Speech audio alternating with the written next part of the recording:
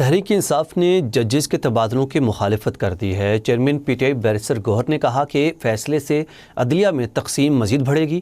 کسی high court میں ججز کی کمی نہیں تھی۔ ججز کے تبادلوں سے پہلے رولز بنائے جائیں۔ تبادلوں سے دیگر ججز کی سینیئرٹی متاثر ہوگی۔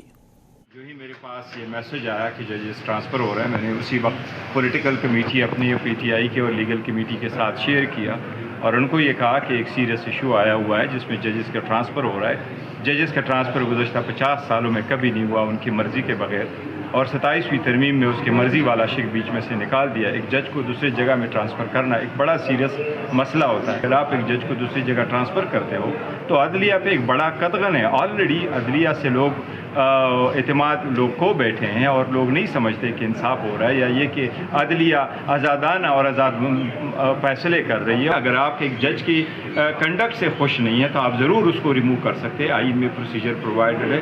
آپ کمیشن میں کونسل میں درخواست دے سکتے ہیں اور اس کی اگر آپ کے پاس ریفرنس کے مواد ہے تو آپ ریفرنس فائل کر لیں۔